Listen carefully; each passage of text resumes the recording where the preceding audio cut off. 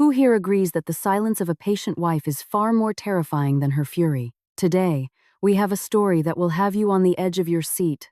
Imagine a husband, puffed up with arrogance, yelling at his wife. "Starting tomorrow, you're on your own. You're a spendthrift. All my money is gone because of you." And what was his wife's reaction?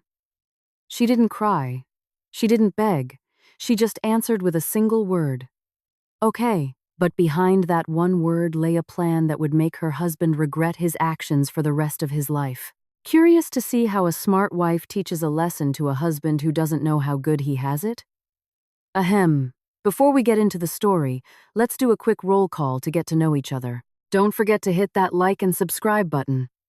Then, light up the comments with your name, your city, and type here. I'd love to see where the furthest flung friend of Momo's stories is from. Are you ready to witness some elegant revenge? Let's begin the story. Starting tomorrow, you're on your own.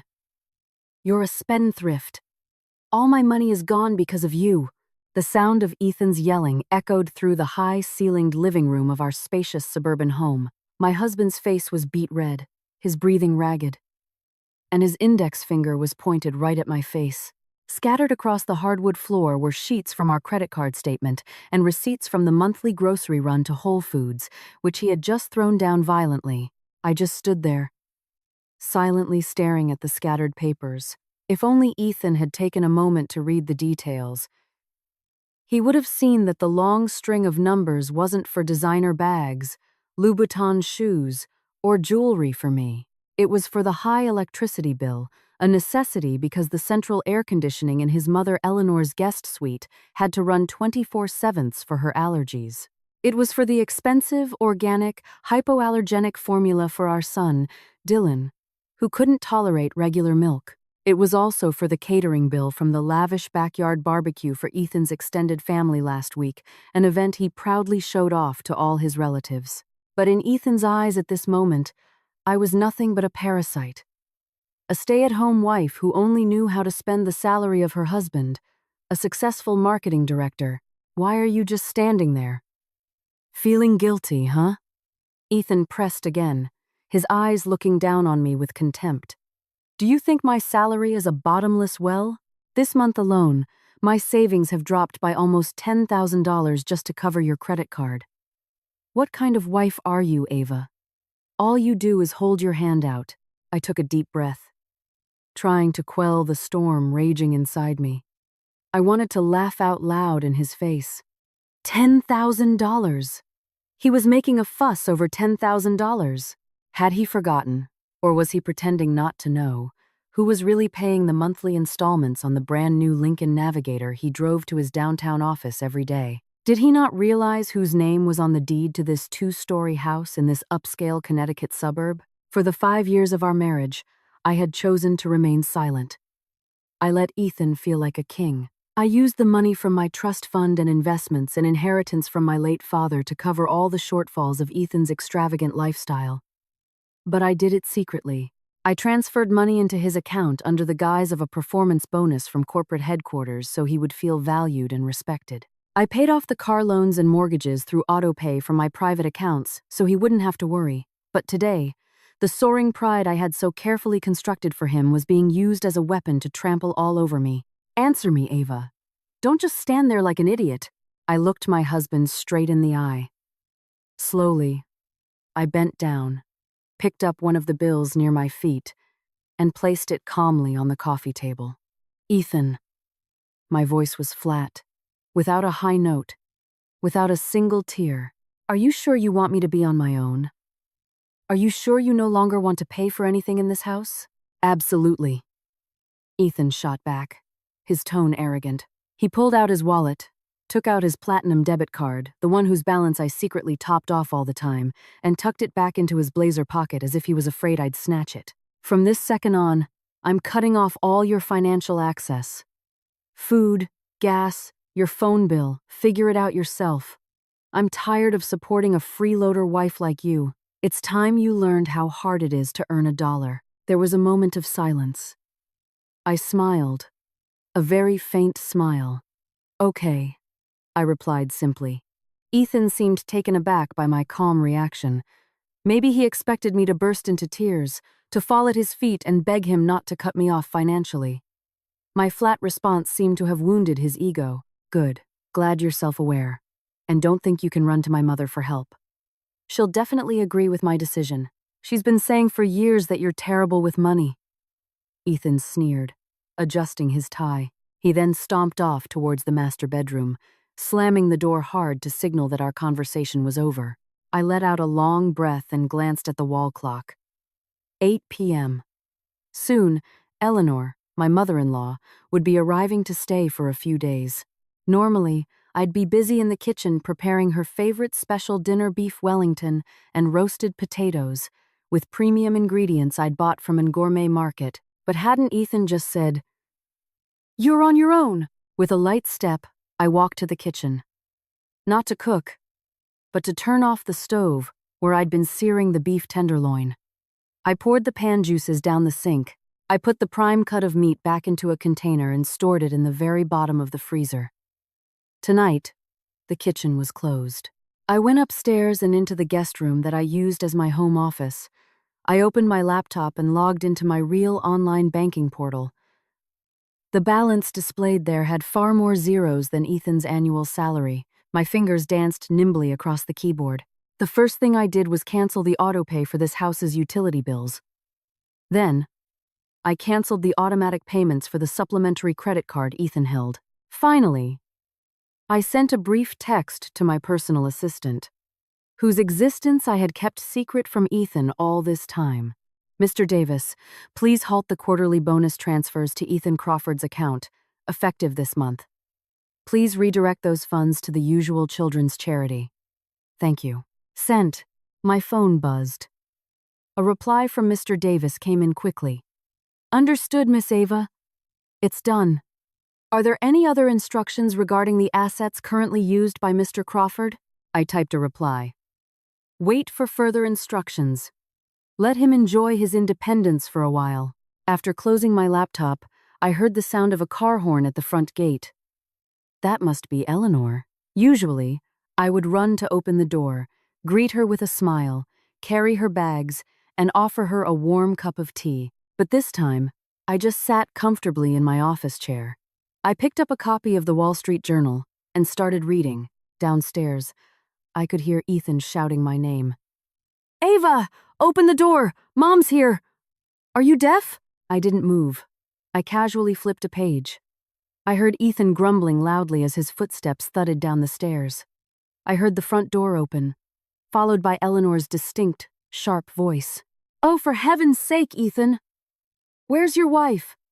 I arrive and there's no one to greet me? My car is full of shopping bags, and they're heavy. Am I supposed to bring them in myself? Ava's upstairs, Mom. Probably sulking because I called her out about her spending, Ethan's voice whined, tattling on me. What a spoiled brat. She doesn't work, she's a spendthrift, and now she's lazy too. She should be grateful to have a successful husband like you. Go get her. Tell her to make me a drink. I'm parched after sitting in all that traffic. I heard Ethan's footsteps pounding up the stairs. The door to the office was flung open. Ethan stood there, his face even more furious seeing me relaxing with a newspaper. Hey, didn't you hear Mom arrive? Get downstairs, make her some tea, and bring in her luggage. I glanced at him briefly, then returned my focus to the paper. Didn't you say we should manage our own lives? She's your mother, your guest. So, you take care of it. I'm busy. Busy with what? Reading that useless paper? Ethan snatched the paper from my hands and threw it on the floor. Don't test my patience, Ava. Get down there now. Or what? I challenged calmly. You're going to cut my allowance again? You already did that. I no longer have any obligation to serve you or your family, especially when you're nickel and diming my basic support. Ethan was dumbfounded. He never expected his threat from earlier would be thrown back in his face so quickly. His face was red with suppressed anger, but his pride was too high to argue further. You just watch yourself. Don't expect a single dime from me tomorrow, he threatened, then turned and left, slamming the door behind him. I smirked. Tomorrow, we'll see who's crying, Ethan. We'll see. The morning sun pierced through the gaps in the bedroom curtains, blinding Ethan as he opened his eyes. He stretched, his hand patting the empty, cold space on the bed next to him. Usually, by this time, a cup of hot black coffee with a touch of brown sugar, his favorite, would be waiting on the nightstand, complete with the morning paper, neatly folded. The aroma of bacon and eggs or French toast with homemade maple syrup should have already filled his senses, but this morning, the air was still. Only the scent of an automatic air freshener was present. Ethan sat up, his head throbbing slightly. "Ava!" he called out hoarsely. Silence. There was no gentle reply that usually answered his call. Ethan grunted in annoyance. He got up and walked to the closet. Normally, his work suit, a crisply ironed dress shirt, a matching tie, and even his socks and underwear would be laid out neatly on the bed. Today, the comforter was bare. He yanked open the closet doors. The clothes hung tightly together, but most of them looked wrinkled, fresh from the dryer but not yet ironed. Ethan angrily rummaged through the pile of shirts. "Ava! Where's my new navy blue shirt I just got from the dry cleaners?" he yelled. The bathroom door opened. I walked out, already dressed impeccably in an ivory silk blouse and beige wide-leg trousers. My hair, which was usually tied in a messy bun at home, now fell in perfect waves after a blowout. My face, typically bare in the morning, was now fresh, with a touch of elegant, understated makeup. Ethan was stunned for a moment, looking at my appearance. He was like a man seeing a stranger. The wife who was usually in a bathrobe and smelled of onions in the morning now looked like a top-tier executive. "Where are you going, all dressed up like that?" he asked, his tone softening slightly in his surprise. I walked past Ethan without a glance, heading to my vanity to pick up my handbag. "I have business to attend to. Didn't you say last night we should manage our own lives? So what about my work clothes? Can't you see these are all wrinkled?" Ethan pointed to the messy closet. I looked at him through the reflection in the mirror while applying a coat of brick-red lipstick. The 2-4-hour laundromat down the street opens at 7 a.m. Or, if you want to save money, the iron is in the laundry room downstairs. You still remember how to use it, right? Ethan's face turned crimson with rage. "You really are a defiant wife, aren't you? Mom's downstairs? And you're planning to just walk out? Your mother can also take care of herself." "She's not a baby," I replied coolly, then walked out of the room, leaving Ethan standing there, frozen, his fists clenched and trembling. As I descended the stairs, I saw Eleanor already sitting at the dining table, her face sour. In front of her was just an empty glass. "Ava, what is the meaning of this? I've been sitting here for 10 minutes. Where's breakfast? I want hot tea with a splash of milk, just a little sugar. And I'd like that oatmeal you make with the berries. My stomach gets upset if I eat late," Eleanor grumbled as soon as she saw me. I paused at the bottom of the stairs, smiling sweetly. "I'm so sorry, Eleanor. The kitchen is closed. We're out of groceries, and Ethan hasn't given me any money. So, from now on, you'll have to ask Ethan for whatever you need." "What? Ethan works hard all day to earn money. Why should he have to worry about meals too? You're his wife," his former housekeeper. "You mean," I corrected. "Excuse me. Have a good morning." I strolled out of the house. In the garage, I didn't take the family SUV I usually used for errands and school runs. I ordered a premium Uber. Let Ethan and his mother enjoy the morning chaos. Meanwhile, back in the house, Ethan was in a panic. He was finally forced to wear an old shirt that was a little too tight and not properly ironed because he didn't have the time. Hurriedly, he went downstairs to find his mother launching into a long tirade about what a terrible daughter-in-law she had. "Enough, Mom. I'll deal with her later. Let's just get breakfast out. I'm starving, and I'm going to be late for work," Ethan said, grabbing the keys to his Lincoln Navigator. "I want to eat at that expensive brunch place, the Gilded Spoon." "That'll show Ava we can eat just fine without her," Eleanor demanded. "Fine, whatever. Let's go." They left. Along the way, Ethan felt the SUV was sluggish. He glanced at the gas gauge. The yellow light was blinking. Damn it! Ethan cursed under his breath. The tank was always full. He'd forgotten that every week, it was me who took the car to the gas station, filled it up with my own money, and got it detailed at the best car wash so he would always look successful in front of his clients. Ethan pulled into a gas station. He asked the attendant to fill it up. When it was time to pay, he pulled out his trusty debit card, the same one he'd brandished at me last night. "Sorry, sir. Insufficient funds," the attendant said, after swiping the card twice. Ethan's eyes widened. "That's impossible! There are tens of thousands of dollars in there." The machine says, "Declined." "Sir, do you have another card?" Ethan's heart pounded. He remembered transferring $10,000 to pay his credit card bill last night, but the rest of his salary from last month should still be there. He'd forgotten that his lifestyle, which included treating his friends to drinks at expensive bars every Friday night, had drained his own account. All this time, it was me who had been quietly replenishing his balance whenever he overspent, without him ever knowing. With a face burning with shame as the line of cars behind him started honking, Ethan pulled out the cash from his wallet. His last few $100 bills. It was just enough. "Keep the change," Ethan muttered, trying to hide his embarrassment. Eleanor, sitting beside him, was fanning her face. "What's taking so long? It's so hot in here. Why isn't your car's AC cold?" Ethan then realized the AC was indeed blowing warm air. The Freon was out. The routine service appointment was 2 weeks overdue.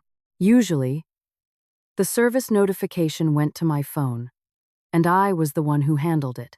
Ethan knew nothing about vehicle maintenance.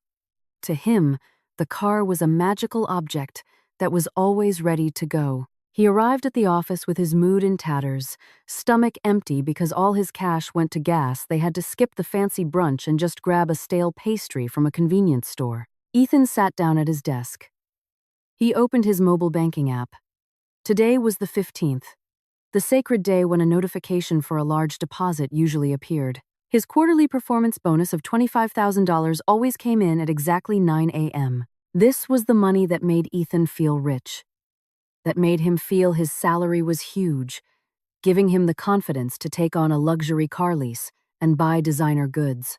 He refreshed the app. The balance hadn't changed. Only a few $100s remained. He waited 10 minutes. He refreshed again. Still the same. Cold sweat started to bead on his forehead. The car payment was due tomorrow. Eleanor's credit card bill, which he'd promised to pay off, was due the day after. Ethan snatched the office phone and dialed the extension for payroll. "Hi, Jessica? It's Ethan. I was just wondering why the performance incentive transfer hasn't come through yet. I usually get the notification by now." On the other end, there was the sound of typing, then a brief silence. "Hello, Mr. Crawford. I'm sorry. Which incentive are you referring to? According to our payroll system, you only receive your base salary and travel allowance, which were already deposited on the 25th of last month. There are no other transfers scheduled for you today. Don't joke with me, Jessica. Every 15th of the quarter, I get a $25,000 transfer. The description says performance reward." "Check again," Ethan barked, his voice laced with panic. "Sir, I've already checked the company's transaction history for the past 3 years. There has never been an expenditure of that amount for you on the 15th. Perhaps it's a personal transfer from another party? Because it's not in the company's budget." The phone receiver in Ethan's hand felt slick with sweat. His knees went weak. "Impossible," he whispered. "So where has that money been coming from all this time?" The image of my faint smile from last night flashed in his mind. "Okay," I had said. Ethan slumped into his plush executive chair. He had just realized a terrifying truth. The tap to his entire life had just been shut off, and he had no idea who was holding the valve. "Mr. Crawford, the CEO wants to see you in his office." Now, the voice of Rena, the division's administrative assistant, shattered Ethan's daze as he stared blankly at his phone screen. Ethan jumped, startled, his heart, already racing, now pounded wildly in his chest. It was unusual for the CEO to summon him directly on a weekday morning, especially not in the middle of the week. Meetings with the big boss were typically reserved for monthly evaluations or when there was a major crisis. "Okay, Rena. Thanks," Ethan stammered. He straightened his wrinkled shirt, trying to appear as normal as possible, though a cold sweat still soaked his back. His mind was in turmoil.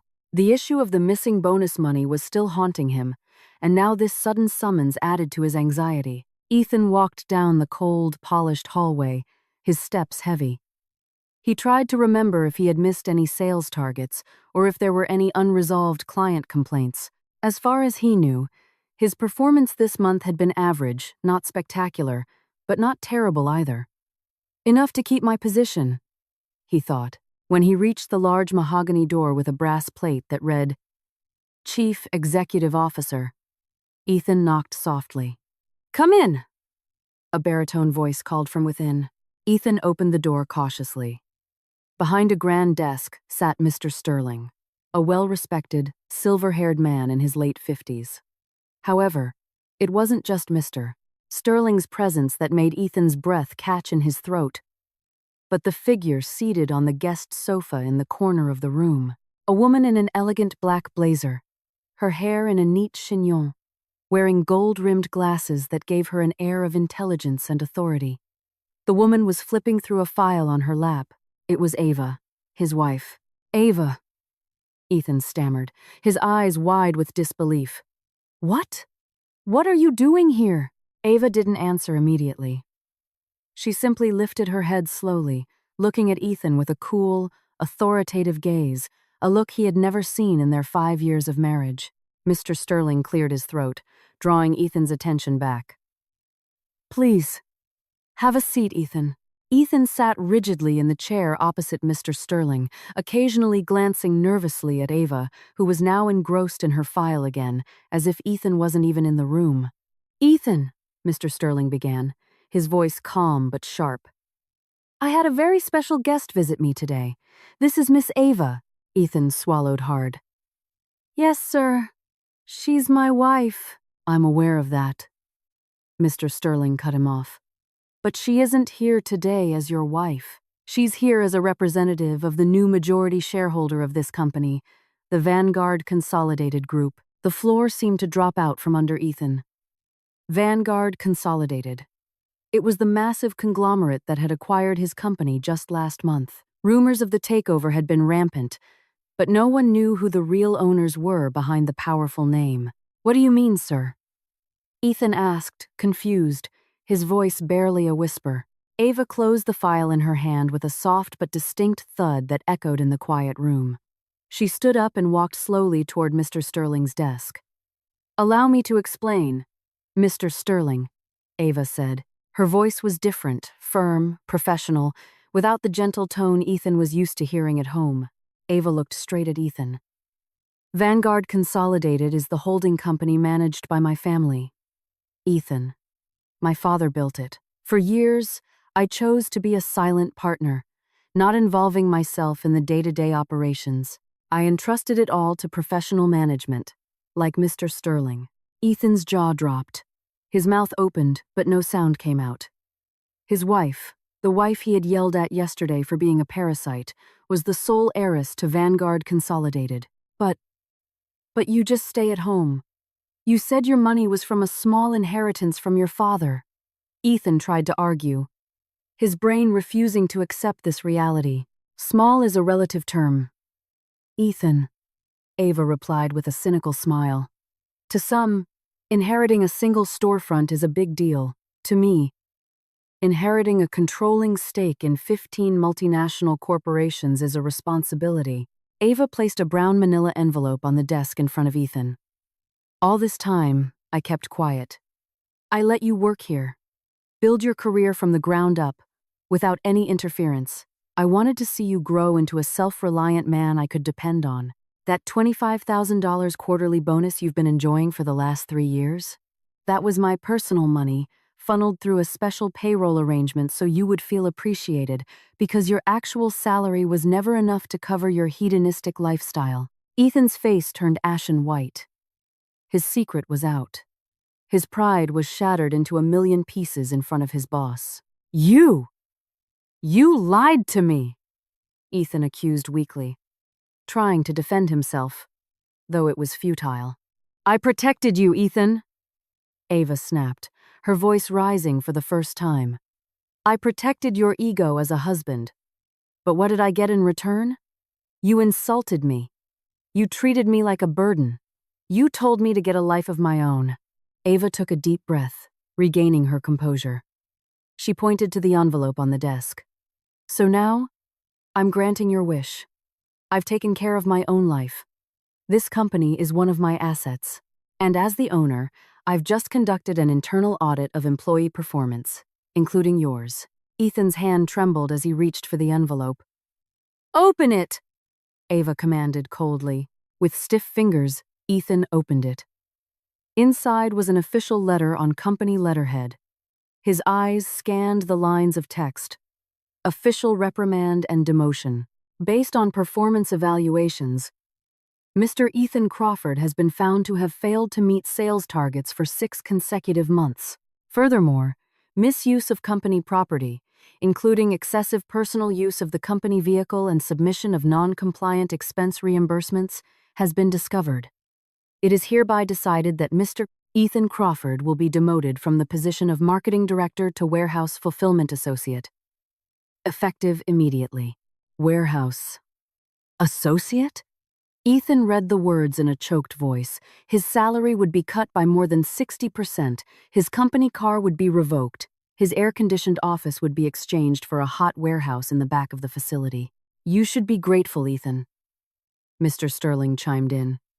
If it weren't for Miss Ava asking me not to fire you outright, I would have pursued legal action for the petty embezzlement you've been committing. Ethan looked at Ava with pleading eyes. Ava, honey, this is too much. I'm your husband. How could you do this to me? Make me a warehouse stalker. Ava smiled. But it didn't reach her eyes. Well, weren't you the one who wanted to be independent? In the warehouse, you can learn to appreciate every dollar you earn with your own sweat. No more phantom bonuses from your spendthrift wife. Ava glanced at her sparkling watch. My meeting with the board is about to start. Please enjoy your new position. Oh, and that Lincoln Navigator is a manager-level perk. The keys need to be handed over now. You can take the bus or an Uber home later. It's more economical, right? Ethan felt the world spinning. In less than 24 hours, he had lost his power at home, lost his secret source of funding, and now lost his career and his dignity. The keys, Ethan, Ava demanded, holding out her hand. With a hand that shook violently, Ethan reached into his pocket and pulled out the car keys that had been his symbol of status. He placed them in Ava's palm.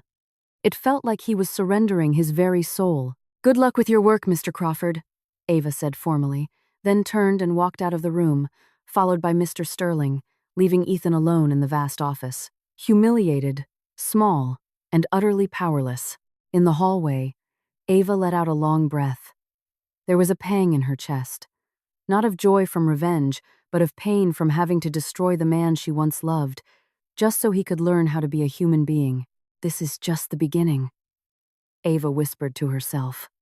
The real lesson starts at home tonight. The afternoon sun felt scorching on his skin, as if mocking Ethan's fate, as he now stood awkwardly on the sidewalk in front of his magnificent office building. Usually, at this time, he would just stroll to the lobby where a valet would have his gleaming black Navigator waiting, the AC already blasting cold air. He would drive home listening to jazz, shielded from the dust and pollution of the city. But today, reality hit him like a ton of bricks. Uber for Ethan? A driver in a beat-up sedan called out, stopping in front of him. Ethan nodded weakly, fighting off immense shame as several of his former subordinates, who were now his superiors, drove by in their own cars, staring at him with bewildered expressions. Ethan quickly got into the back seat, the car smelling faintly of stale fast food, and hid his face as they drove off. The entire ride home, Ethan's back was soaked with sweat. The work shirt that was wrinkled this morning was now a shapeless mess, and his mind was in a complete fog. How would he explain to his mother that his company car was taken away? How could he tell her he was no longer a director but a warehouse worker? No. He couldn't tell her the truth now. His mother had high blood pressure. If she found out her son had fallen from grace in a single day, it could be dangerous. Ethan! My goodness, why are you home in a taxi? Where's your car? As soon as Ethan stepped onto the driveway, Eleanor's shriek greeted him. The older woman stood on the porch, her face a mixture of panic and annoyance. Ethan paid the driver with the last of his cash, forcing a tired smile. The car's in the shop. Mom, a serious engine problem. It's going to be there for a week. Ethan lied, the words feeling foreign on his tongue. Eleanor grumbled in disappointment. Well, that's just great. I was going to have you drive me to Aunt Marge's tonight. And what are we supposed to eat for dinner? I've been nibbling on stale crackers from the pantry since lunch. That wife of yours is absolutely unbelievable. She hasn't been home since this morning. Ethan's stomach growled loudly. He hadn't eaten lunch either. At the office cafeteria, he was too ashamed to go in because everyone already knew about his demotion. Gossip spread faster than fire. He ended up just drinking water from the cooler. All right, let's just order some food online, Mom, Ethan said, trying to placate her. I want that lobster bisque from the Mariner's Catch.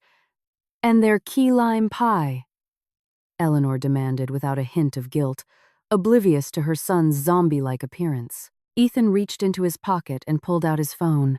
He opened the food delivery app. His finger hesitated as he saw the total for his mother's order was nearly $200. The balance in his account was just over $300. That was his last bit of money until next month's paycheck, the amount of which was now a terrifying unknown. Mom, Ethan called out softly. Let's just have something simple tonight, okay? I left my wallet at the office. I only have a little cash on me. A second lie, Eleanor pouted. We can't even afford a nice dinner?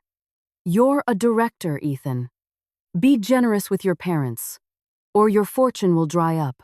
That sentence stabbed Ethan in the heart. My fortune has already dried up, Mom, and it's because I was too arrogant, he screamed internally. Finally, with a heavy heart, Ethan walked to the small convenience store at the edge of their neighborhood.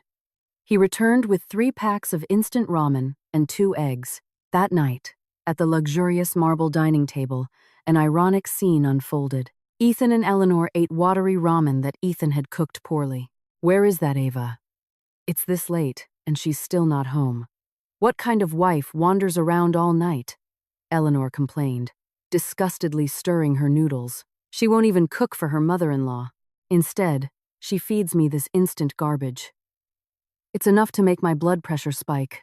Just then, the smooth purr of a car engine was heard in the driveway. It wasn't the Navigator, but a sleek, pearl-white European luxury sedan. The front door opened, and Ava walked in gracefully. In her hands, she carried several shopping bags and 2 boxes of food from a 5-star seafood restaurant, the aroma of which instantly filled the room, overpowering the smell of instant noodle seasoning. Eleanor immediately stood up, her eyes gleaming at the food boxes. Well, you're finally home, Ava. What did you bring? Is that seafood? Perfect timing. Ethan and I are just having this disgusting ramen. Here, put it on plates. I'm still starving, Eleanor commanded, her tone once again authoritarian, as if she'd forgotten that Ava had refused to serve her that morning. Ava stopped walking. She looked at Eleanor and Ethan, then her gaze fell on the bowls of instant ramen on the table. Oh, you and Ethan are having ramen. How frugal of you. That's great. It's in line with the everyone for themselves principle, Ava said with a friendly smile. Don't talk nonsense. Just give me the food, Eleanor said, reaching out to grab a box. With a smooth motion, Ava pulled the box out of her mother-in-law's reach. I'm sorry, Eleanor, but this isn't for you or Ethan. Ava said gently but firmly. This is for me and Dylan. Dylan's at his grandmother's, my mother's house, and I'm on my way to drop this off for him. I just stopped by to pick up a change of clothes. You're being stingy with your own mother-in-law? Eleanor shrieked in disbelief. It's not about being stingy, Eleanor. But Ethan said yesterday that his money was gone because I was a spendthrift. So, I'm proving that I didn't use a single penny of Ethan's money to buy this delicious food. This is my own money, so it's my right to decide who I share it with.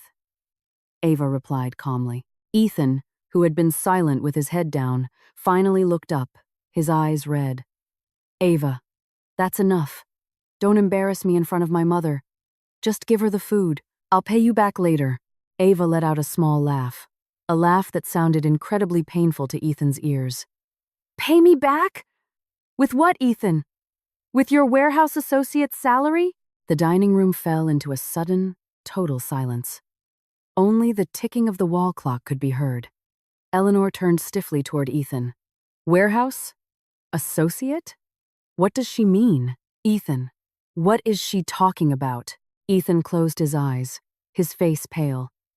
The secret he had been desperately trying to keep since that afternoon was blown wide open by a single, casual sentence from his wife's lips.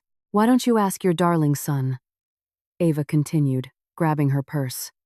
Oh, and Ethan, tomorrow please clear out your things from the master bedroom closet.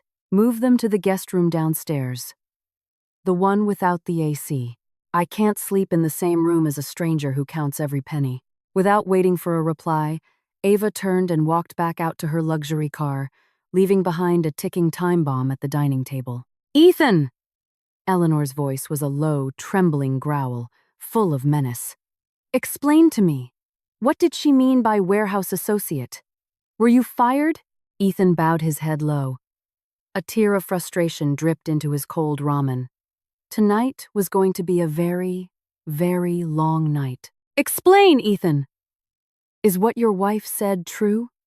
Eleanor's scream shattered the tense silence of the night. The ramen bowl in front of her was shoved so hard that its contents spilled onto the expensive tablecloth Ava had once bought in Italy. Ethan kept his head down, not daring to meet his mother's eyes, which were bulging with rage. His tongue felt thick and useless. But he knew he could no longer hide the truth. It's true, Mom, Ethan replied, his voice a near whisper. I was demoted. Effective today. Why? Did you embezzle money? Were you lazy? Or is this all Ava's scheme to destroy you? Eleanor interrogated, her breath coming in short, angry gasps. Ethan looked up, seeing an opportunity to defend himself. His cowardly nature resurfaced. Instead of admitting his failure to meet targets and his habit of misusing company funds, he chose to blame someone else. It's all Ava's fault. Mom, Ethan whined, his voice trembling with a mix of anger and self-pity. It turns out she's secretly on the board of directors at my company. She's the new majority shareholder. She deliberately came to the office today, humiliated me in front of the CEO, and forced him to demote me to a warehouse grunt. She's getting revenge because I cut her off yesterday. Oh my God! Eleanor clutched her chest, acting as if she were the world's greatest victim. That woman is evil. I had a bad feeling about her from the start. She's a venomous snake. Instead of supporting her hardworking husband, she tears him down. Ungrateful witch. Just you wait. When she comes home tomorrow, I'll teach her a lesson. Ethan remained silent. Inwardly, he was slightly relieved that his mother's fury was now fully directed at Ava. But the bitter reality remained unchanged. Where are you sleeping tonight? In the master bedroom, right? Eleanor asked. Ethan shook his head weakly.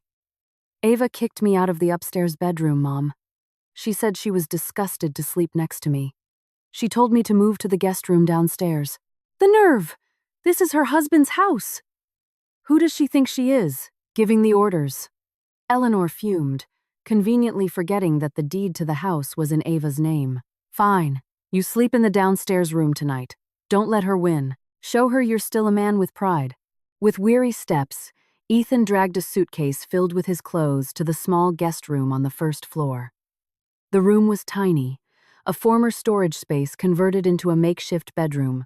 There was no AC, just an old, dusty ceiling fan.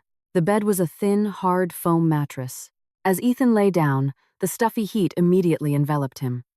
The noisy fan only circulated warm air, making him sweat even more. Mosquitoes began to buzz in his ears.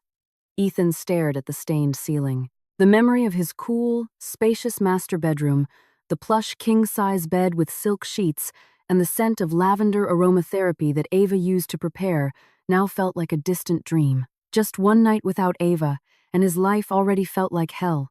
The next morning, Ethan's suffering continued. At 6 a.m., he had to leave for work. No navigator, no money for an Uber. He had only one option: public transportation. Ethan walked a mile to the main road.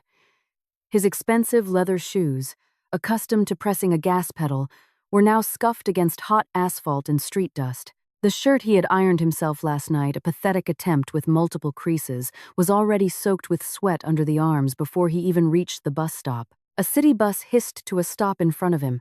Ethan hesitated for a moment, but the time on his watch forced him to get on.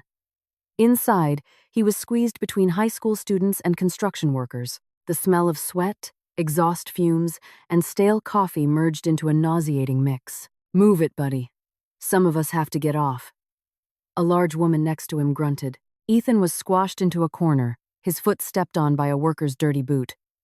He wanted to get angry, to scream, "I am a director." But he realized that on this bus, he was nobody. He was just a man in a wrinkled shirt with a greasy face. When he arrived at the industrial park, Ethan no longer entered through the grand glass lobby. He had to walk around to the back, past the security gate where delivery trucks were parked. The air was thick with dust. "Morning, Mr. Crawford." An old man in a worn-out baseball cap greeted him. It was Mr. Henderson, the warehouse manager Ethan used to yell at over the phone whenever a shipment was late. Ethan managed a stiff, embarrassed smile. "Morning, Mr. Henderson." "Heard the news from HR," Mr. Henderson said flatly, without a smile or the deference he used to show. "Starting today. You're under my supervision. Go change in the locker room. You can't wear that nice shirt in here. Put on an orange safety vest and a hard hat." Ethan took the musty-smelling orange vest with a trembling hand. "Your job for today is to do a manual inventory count of the items in Bay C. There are 500 boxes. You need to count them one by one, match the serial numbers, and then restack them by category. Needs to be done before lunch." 500 boxes? Ethan's eyes widened. "Mr. Henderson, are you kidding me? By myself? My usual guys can get that done in 2 hours, sir." "You're a former director. You must be smarter and faster, right?" Mr. Henderson's jab was subtle but sharp. "Get to it. No complaining. Here. We get paid to work our muscles, not to sit pretty in an air-conditioned office." Ethan wanted to throw the vest on the ground, but the thought of his mother's credit card bills and the threat of being fired held him back. With heavy steps, he walked toward the towering stack of boxes. After lifting just 10 boxes, Ethan felt like his back was about to break. His soft hands started to get scraped and cut by the sharp cardboard edges. The warehouse dust made him cough incessantly. Sweat poured down his entire body. At noon, the lunch bell rang. Ethan had only finished half his work. He collapsed onto the dirty warehouse floor, breathing heavily. The other warehouse workers opened their lunch boxes, sandwiches, or leftovers from last night's dinner. They ate heartily, laughing and joking. Ethan had no lunch. The employee cafeteria was in the main building, far away, and he was too tired to walk there. Besides, he was ashamed to face his former colleagues. With a shaky hand, Ethan pulled out his phone, seeking an escape from his harsh new reality. The first thing on his Instagram feed was a story from Ava's account. On the screen, Ava was sitting at an outdoor restaurant with a breathtaking mountain view. On her table was a perfectly cooked Wagyu steak and a glass of fresh orange juice. Ava's face was radiant, laughing freely with several other high society women. The caption was short, but devastating. "Enjoying the fruits of my own labor." "Life is beautiful when you're not carrying dead weight." The caption was my own labor. A tear rolled down Ethan's cheek and landed on his phone screen, mixing with the dust. Here he was, hungry, thirsty, and in pain, working like a mule. Meanwhile, his wife, the woman he had belittled, was enjoying a taste of heaven. "This is just the first day," Ethan mumbled in despair. "How am I going to survive tomorrow?" Ethan's legs felt like they were dragging lead weights as he entered the driveway at 8 p.m. His body reeked of stale sweat. Warehouse dust clung to his hair and face, and the orange vest in his bag felt incredibly heavy. A full day of lifting boxes made him feel like his spine was shattered. However, the scene that greeted him at home was far more terrifying than any stack of boxes. The house was completely dark. Not a single light was on. "Mom!" Ethan called out in panic. He fumbled along the wall, searching for the light switch and flicking it repeatedly. Nothing. The power was out. "Ethan, is that you?" Eleanor's shout came from the living room. Her voice was a high-pitched shriek, a mix of anger and fear. Ethan turned on the flashlight from his phone, which had only 15% battery left. He shone it toward the living room. There, Eleanor was sitting on the sofa, fanning herself with a newspaper. Her face was greasy from the heat. "Why is it so dark, Mom?" "Is there a blackout?" Ethan asked, confused. "A blackout?" "The power was cut off," Eleanor snapped. "It's been out since 3 p.m. The AC is dead. The fridge is dead. The water pump is dead. I can't take a shower. I can't even get a cold drink. What kind of man are you?" "Ethan, the head of the household. And you let the power get disconnected?" Ethan slapped his forehead. He'd forgotten. All this time, it was Ava who monitored the utility bills. As soon as a payment was due, Ava would pay it immediately through her banking app, without Ethan ever needing to know. He didn't even know the account numbers. "Where's Ava?" "She's not home yet?" Ethan asked, slumping onto the sofa next to his mother. The upholstery felt sticky with their combined sweat. "No. Useless wife. She probably did this on purpose, letting us swelter in the heat and darkness." Just then, the bright headlights of a car swept across the living room window. Ava's white sedan pulled into the garage. The engine was cut, and soon the front door opened. Ava stepped inside. Unlike them, fumbling in the dark, Ava was carrying a portable LED emergency lamp that cast a bright, cool light. In her other hand, she held a small, powerful portable fan, blowing a refreshing breeze onto her face. "Good evening, everyone." "Well, isn't this romantic? A little quality time in the dark," Ava greeted them, her cheerful tone clearly sarcastic. The light from Ava's lamp blinded Ethan and Eleanor. They felt like rats, caught in a spotlight. "Ava!" Eleanor shot up from the sofa. "Do you have a brain? The power's been out for hours, and you've been out gallivanting. Pay the bill right now. I'm about to die from this heat." Ava placed the emergency lamp on the table and sat down leisurely in a single armchair, crossing her elegant legs. "Why are you asking me?" "Eleanor, this is Ethan's house, isn't it? He's the head of the household. I'm just living here. That's what you said yesterday, right?" Ava turned to Ethan, who looked pathetic in his dirty shirt. "Ethan, the disconnection notice came this morning. Why didn't you pay it? I thought you wanted to manage your own life." "Ava, please." Ethan's voice was a hoarse plea. "I'm exhausted. My body is aching all over. Please just pay it. I'll pay you back." "Pay me back when, Ethan?" Ava cut him off. "You haven't even paid me back for the gas you used yesterday. Now you want another loan? I'm sorry, but my bank is closed to customers with a history of bad debt." Ava took out her phone and showed the screen to Ethan. "Here, I'll give you the account number. You can pay it yourself at the 2 4-hour convenience store or through your banking app if you still have any money left." Ethan stared at the number with despair.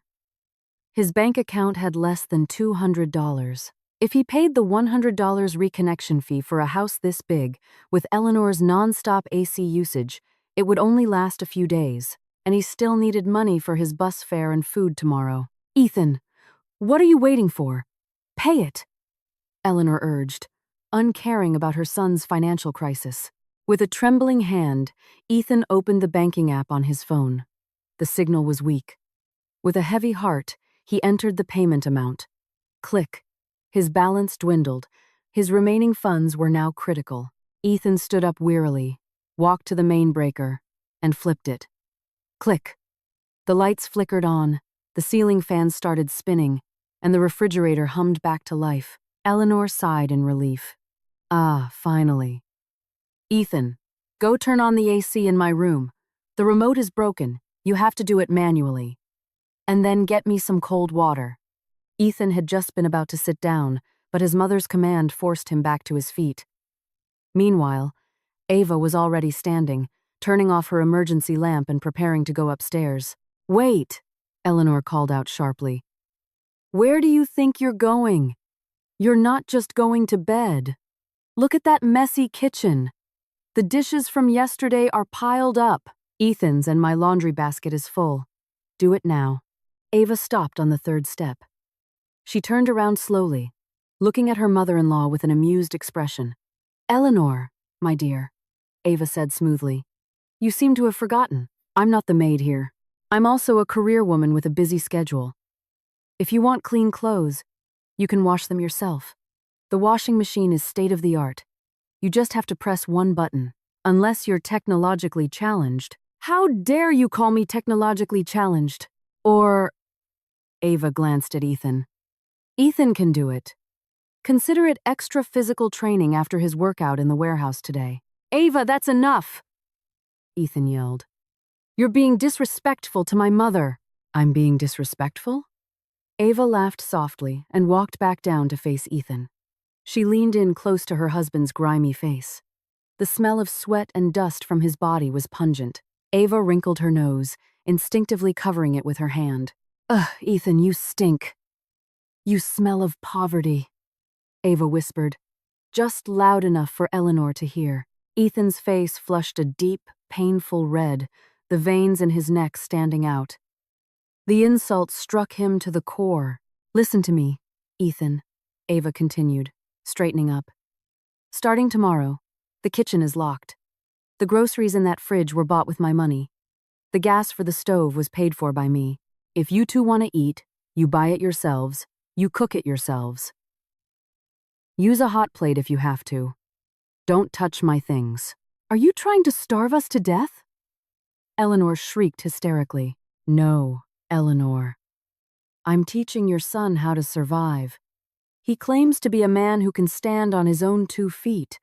Let's see if he can even afford to buy a bag of rice. Ava then pointed to the pile of dirty laundry in the corner. And one more thing. That's your dirty work uniform, Ethan. If you plan on going to work at the warehouse tomorrow, I suggest you wash it now. Dry it in front of a fan. And maybe it'll be dry by morning. If not, get ready to be the laughingstock of the other workers for wearing a stinky shirt 2 days in a row. After saying that, Ava glided up the stairs. The sound of the master bedroom door being locked echoed clearly in the quiet downstairs space. Click! Ethan stood frozen. Ava's words spun in his head. Wash my own clothes, cook my own food, no money. He looked down at his scraped and dirty hands. These hands used to only hold pens and a steering wheel. Now, they would have to scrub dirty laundry in the middle of the night, with what little energy he had left. Ethan, Eleanor whined. I'm hungry. There's nothing in the fridge but water. Ethan looked at his mother with an empty gaze. For the first time, a feeling of resentment toward his own mother began to grow in his heart. Just go to sleep. Mom, Ethan replied coldly. You won't feel hungry if you're asleep. I have laundry to do. That night, in the small downstairs bathroom, Ethan cried silently under the running tap water while stomping on his work uniform, which was stained with grime and dust. His tears mixed with the cheap detergent suds. He was beginning to realize this wasn't just a nightmare. This was his new reality. And Ava was dead serious about destroying him, piece by painful piece. A week had passed since the night Ava locked the kitchen, and Ethan started his life as a warehouse worker. A week that felt like a century to Ethan and Eleanor. The grand house now felt like a prison. Ethan left for work every dawn with a body full of aches that never seemed to heal. His once fair, well-kept skin was now dark and sunburnt. His palms were rough, covered in calluses and scratches. He no longer wore his expensive dress shirts. He had resigned himself to wearing worn-out t-shirts and old, faded jeans, the only practical attire for lifting hundreds of dusty boxes every day. This morning, the tension at the empty dining table reached a breaking point. Ethan, today is my charity luncheon at the plaza. I need $3,000. Now, Eleanor demanded. Her face looked dull. Her expensive face cream had run out, and Ethan couldn't afford to buy her a new one.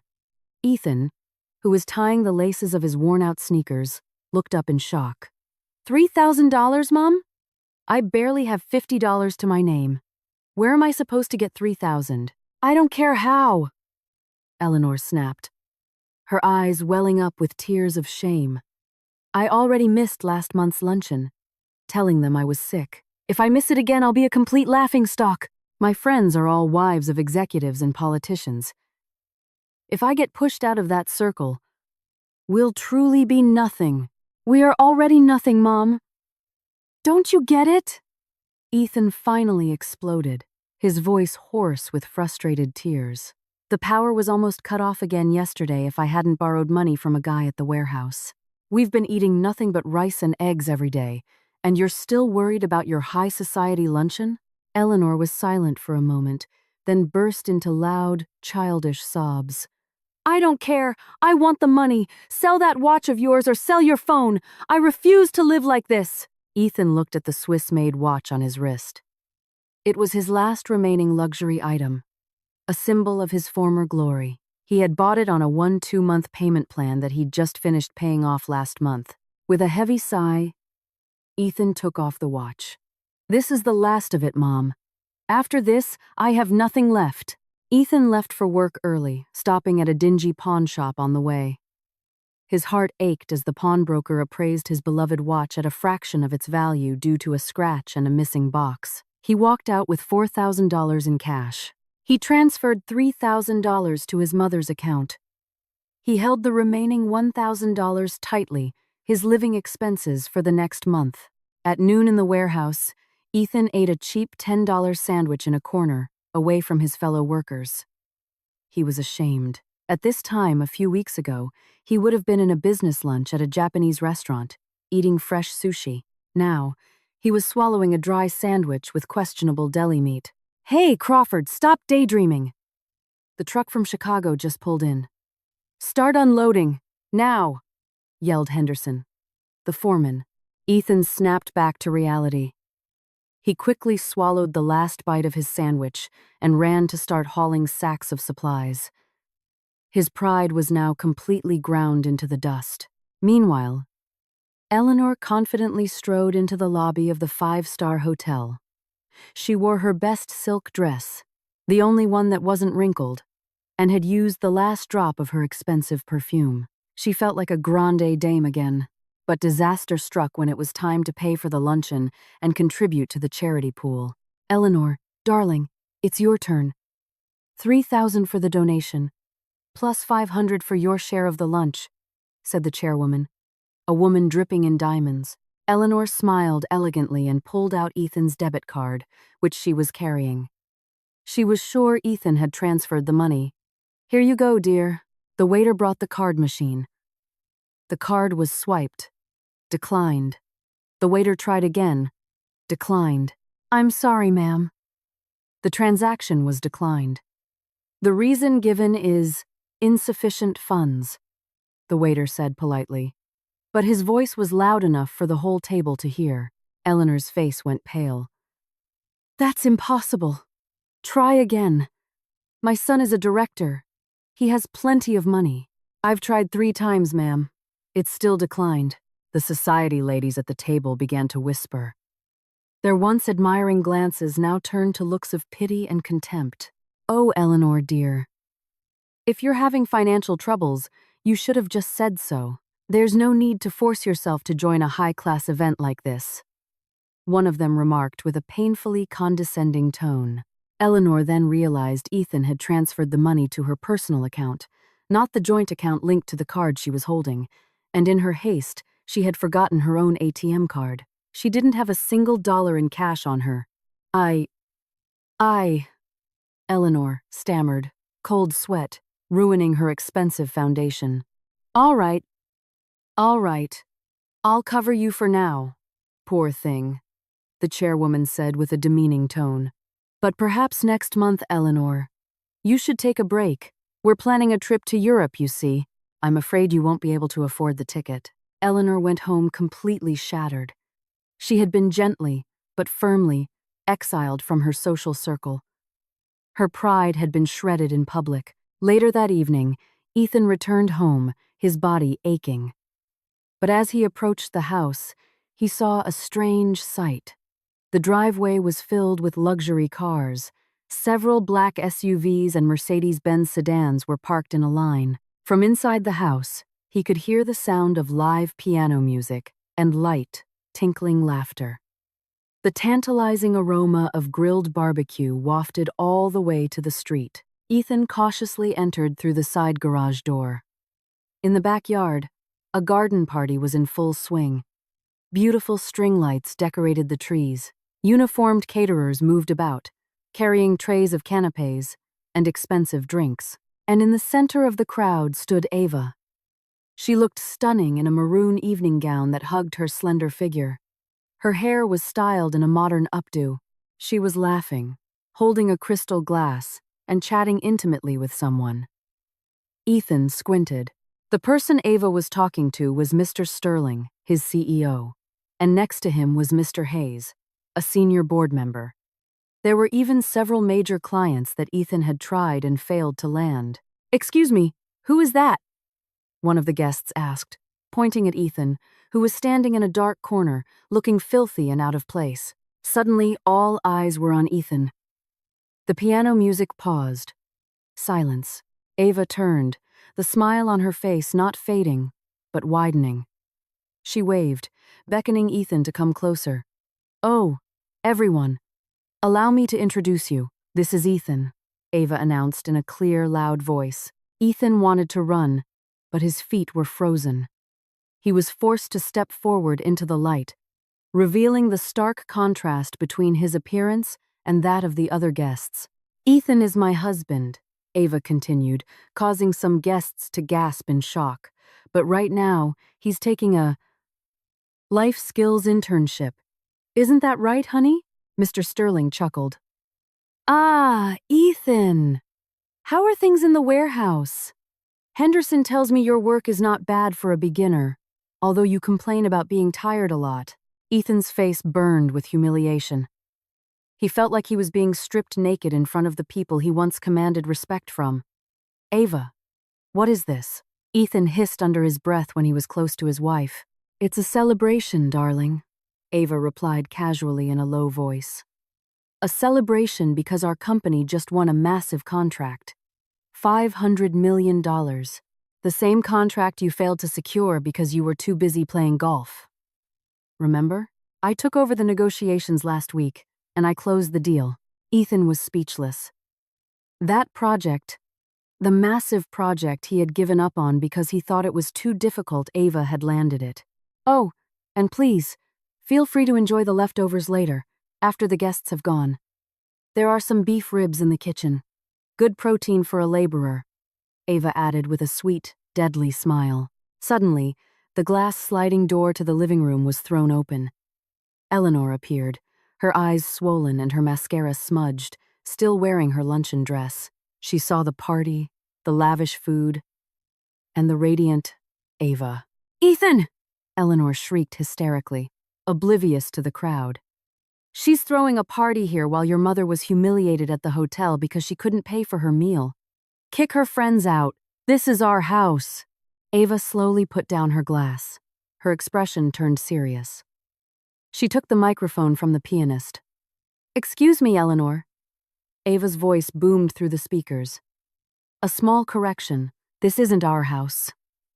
This is my house. The deed is in my name, Ava Sterling. And tonight, I am celebrating my success with my colleagues." Ava looked at Ethan and Eleanor, her gaze sharp and piercing. "And because you've both caused a scene at my important event, it seems your time staying here has just run out, a little ahead of schedule." The party atmosphere turned tense. Ethan felt a powerful, dreadful premonition. This wasn't just a celebration. This was the stage for the final execution of his pride. The party atmosphere, once filled with the cheerful clinking of glasses and laughter, fell instantly silent. 100 pairs of eyes were fixed on the three figures in the middle of the garden. Ava, standing elegantly with a microphone, and Ethan and Eleanor, looking disheveled and out of place under the spotlights. "What do you mean? Our time is up." Ethan's voice trembled as he broke the silence. He tried to take a step toward Ava, but two burly security guards, who seemed to appear out of nowhere, blocked his path. Ava smiled faintly, then turned to her guests. "Ladies and gentlemen, my apologies for this small interruption. Please, continue to enjoy the food and drinks. I just have a small piece of business to wrap up." The piano music started again, softly. Although the guests were still whispering and glancing at the family drama, Ava gave a nod to the security guards, who escorted Ethan and Eleanor inside the house, away from the party. In the now cold and alien-feeling living room, Ava stood with her arms crossed. Across from her, Eleanor was breathing heavily, trying to contain her rage, while Ethan slumped onto the sofa, a sofa that would soon no longer be his. "You're going to throw us out? In the middle of the night?" Eleanor shrieked, pointing a finger at Ava's face. "You ungrateful, wicked daughter-in-law! Where is your heart?" "My heart died, Eleanor. The moment you called me a parasite and Ethan told me to get a life of my own," Ava replied flatly. She picked up a folder from a console table and tossed it into Ethan's lap. "Read that." With trembling, dusty hands, Ethan opened the folder. His eyes widened as he read the title on the document inside. "Deed of sale." You sold the house?" Ethan asked in disbelief. His voice caught in his throat. "That's right. And the deal was finalized this afternoon. The money has been fully transferred to my personal account," Ava explained calmly. "The new owner wants the house vacant by tomorrow morning for a complete renovation. He's not fond of the negative energy left by the previous occupants. So, tonight is your last night here." "You're insane! You're insane, Ava!" Eleanor screamed hysterically. "Where are we supposed to sleep? Ethan, do something. Don't just sit there like a fool." Ethan looked at his wife, or rather, the stranger before him with a dazed expression. "Ava, this is the house where we made memories. Dylan was born here. How could you sell it just like that?" Without even talking to me, Ava laughed, a bitter sound. "Memories? Memories of you yelling at me? Memories of your mother insulting me every day? Memories of you cheating, just a little? With fake expense reports? For other women? This house isn't a palace of memories, Ethan. It's a silent witness to the patience you trampled all over." Ava glanced at her watch. "You have 30 minutes. Pack your personal belongings. And let me be clear, only personal items. Clothes, documents, medications, the furniture, electronics, art, even the bed sheets you sleep on, it's all been included in the sale inventory. If you try to take a single thing that doesn't belong to you, I will report it as theft." "I won't stand for this." Eleanor ran toward the stairs. "I'm taking all my designer bags, my ceramic vases, the paintings in my room." Ava signaled to Mr. Davis, her head of security. "Mr. Davis, please supervise Mrs. Crawford. Make sure she doesn't accidentally take anyone else's property." "Yes, Miss Ava," Mr. Davis replied firmly, following Eleanor with long strides. Ethan remained frozen on the sofa. Tears streamed down his face, creating clean paths on his grimy cheeks.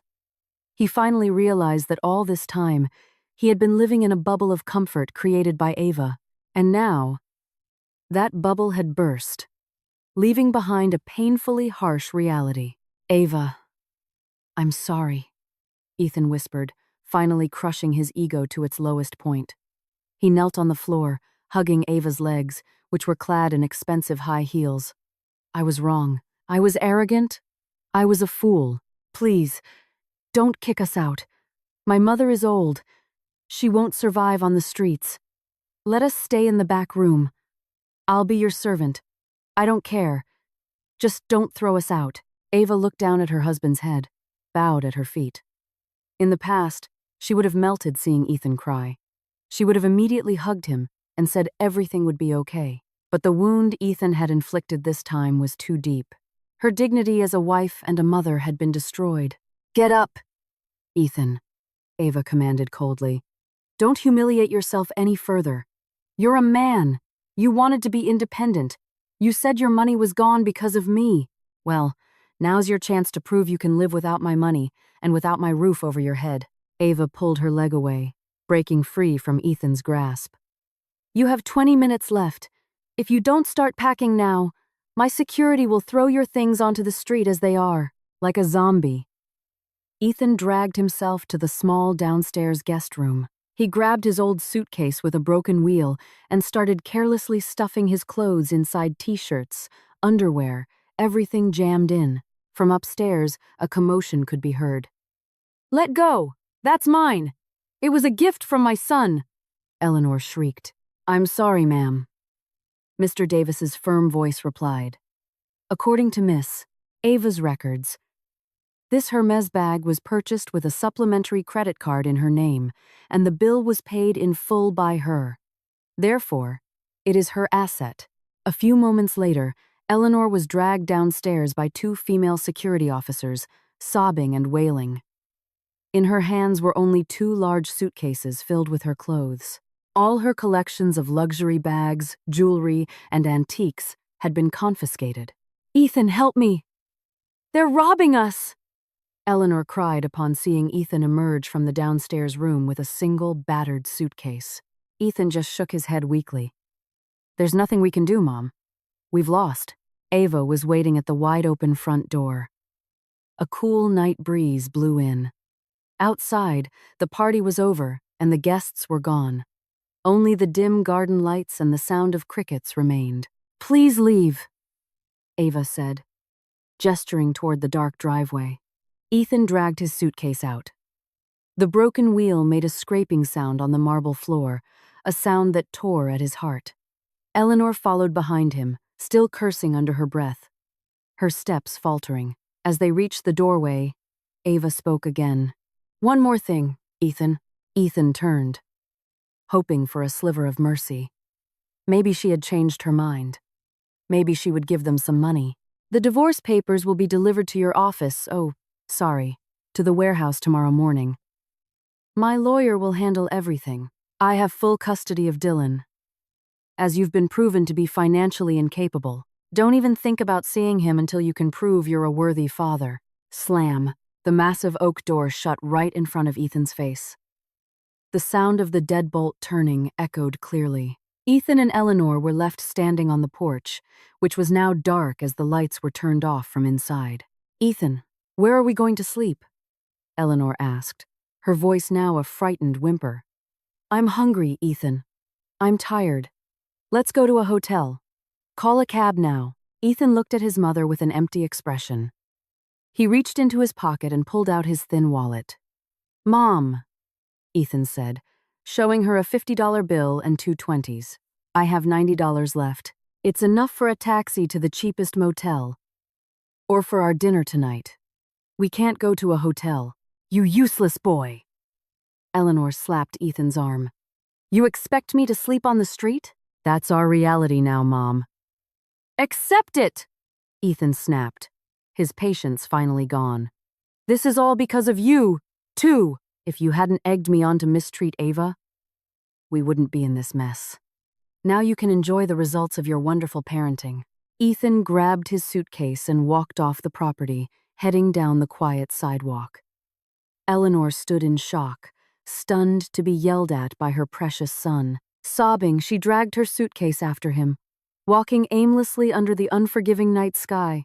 From a second-floor window, behind a thin curtain, Ava watched them go. There was no smile of victory on her face, only an immense sense of relief. The heavy burden she had carried on her shoulders for 5 years was finally lifted. It's done.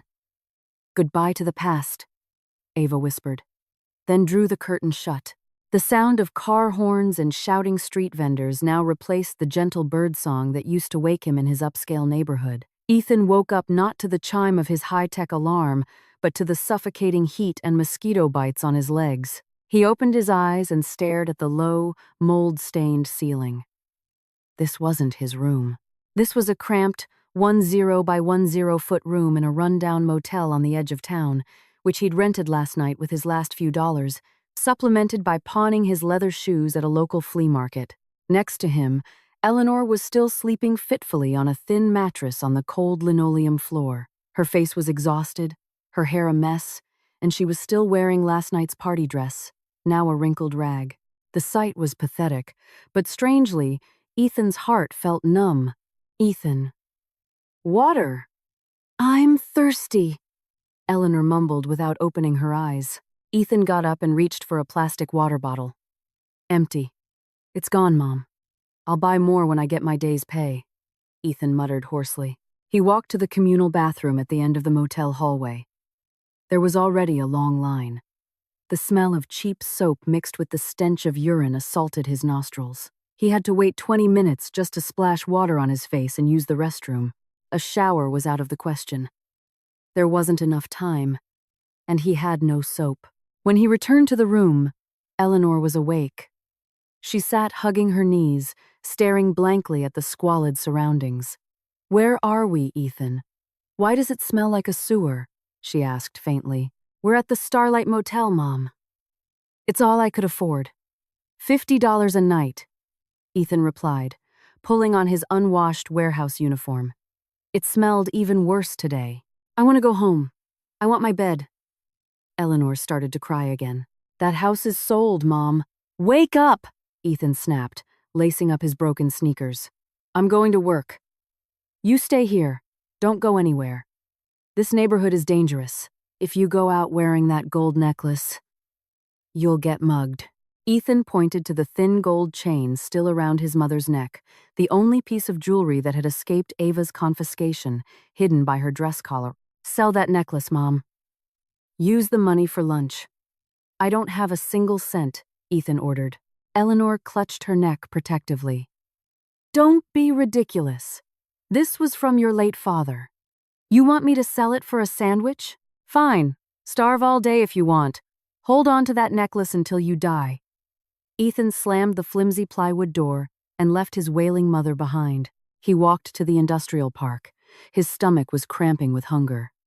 His steps were heavy, his head dizzy. When he got to the warehouse, the stares from the other workers were different. The news of Ava's lavish party and Ethan's eviction had apparently spread through the employee group chat. Well, look who it is. The ex-boss. You look a little rough, man. Miss Breakfast? Sneered Jack, one of the workers whose pay Ethan used to dock for being 5 minutes late. Ethan ignored him and grabbed his hard hat. He went straight to a stack of cement bags that needed to be moved. As he lifted the first one, his vision blurred. Thump! Ethan fell to his knees. The cement bag landed on his foot. Ow! He groaned in pain. Be careful! If that bag breaks, it's coming out of your pay! Henderson yelled from his supervisor's post. In the midst of his pain, a courier in a bright orange uniform entered the warehouse, looking around. Excuse me. I'm looking for an Ethan Crawford. Ethan weakly raised his hand. That's me. The courier approached and handed him a thick brown envelope with the logo of a prestigious law firm. Important legal documents, sir. Please sign here. Ethan's heart pounded. He knew what was in the envelope without opening it. But morbid curiosity forced him to tear the seal. During his break, he pulled out the documents. Petition for dissolution of marriage. Ethan's eyes scanned the points of the petition. Divorce granted on the grounds of irreconcilable differences. Full legal and physical custody of the minor child, Dylan Crawford, awarded to the mother, Ava Sterling. No visitation rights granted to the father until he can provide proof of stable housing and a consistent income above the state's minimum wage. No division of assets. As it has been proven that during the marriage, the husband, respondent, made no contribution to the marital assets and, in fact, depleted the assets of the wife. Petitioner. Point number 2 squeezed the air from his lungs. No visitation rights. He wasn't allowed to see Dylan, his son, his own flesh and blood. Oh, God! Ethan gasped, tears falling and blurring the ink on the page. He had lost his home, his job, his pride. Suddenly, the noisy warehouse went quiet. The workers who were smoking quickly put out their cigarettes and stood up straight. A group of executives on an inspection tour walked in from the main entrance. Mr. Sterling led the way, and beside him walked Ava. Ava was wearing a white VIP hard hat paired with a stylish gray pantsuit.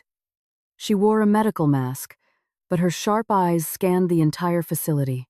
Ethan panicked. He quickly hid the divorce papers under his shirt and ducked behind a stack of wooden pallets. He couldn't face Ava in his current, pathetic state. From between the slats of wood, Ethan watched. Ava stopped right in his work area. She pointed to the messy stack of cement bags. Mr. Henderson. Ava's voice was clear and firm. Why is this stack in Bay B so untidy? This is a safety hazard. Who is responsible for this area? Well, ma'am, that's the new guy, Crawford. He's slow and clumsy. He even fell down earlier, Mr. Henderson reported nervously. Ava nodded slowly. There was no pity in her eyes. Please issue him a formal warning.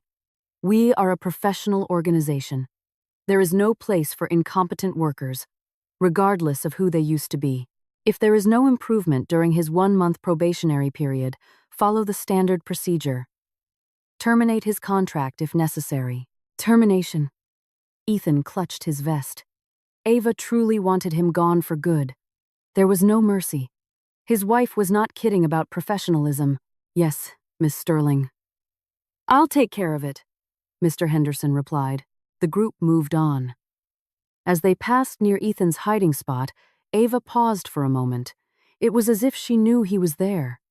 She glanced slightly in the direction of the pallets, her eyes narrowed, sending a cold, silent message. Enjoy your new life, Ethan.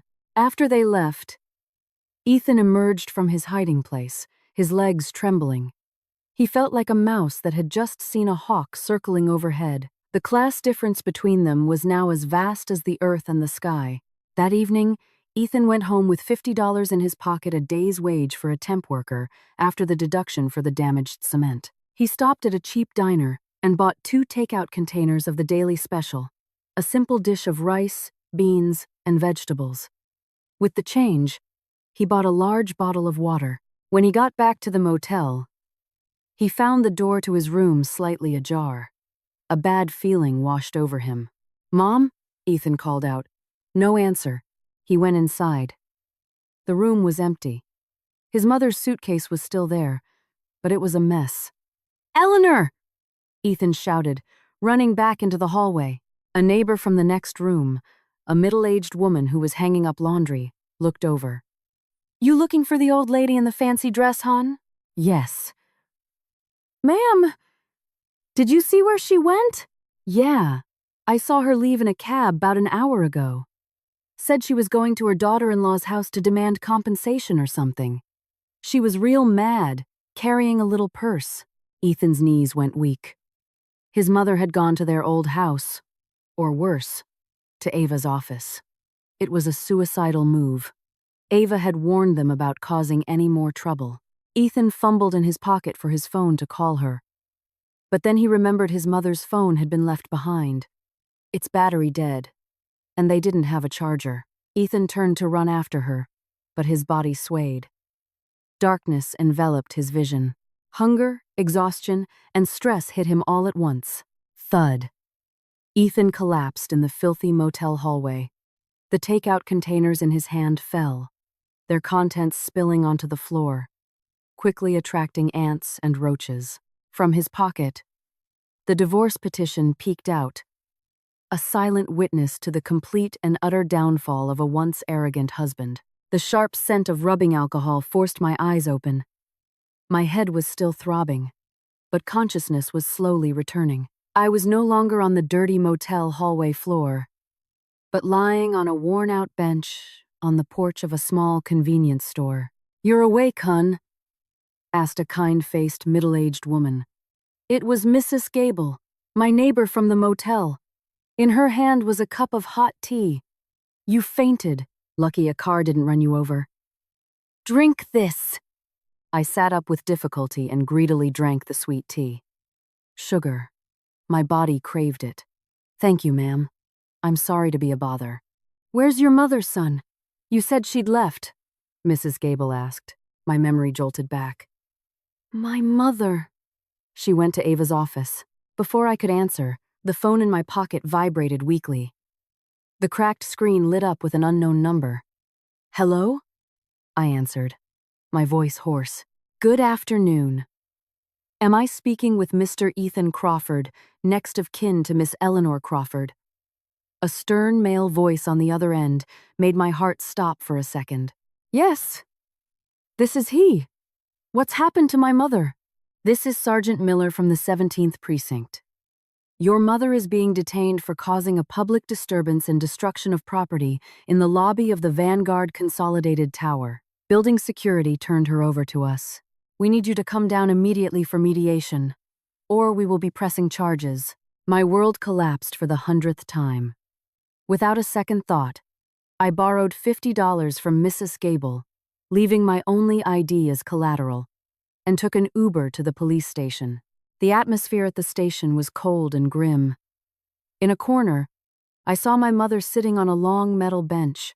She was a complete mess. Her hair was undone, her expensive dress was torn at the sleeve, and her face was puffy from crying. Sitting across from her were a lawyer in a sharp suit and Ava. Ava looked calm, sitting with a straight back, completely unfazed by the wails of her former mother-in-law. "Mom!" I cried, running to her. Eleanor looked up and hugged my waist tightly. "Ethan, help me.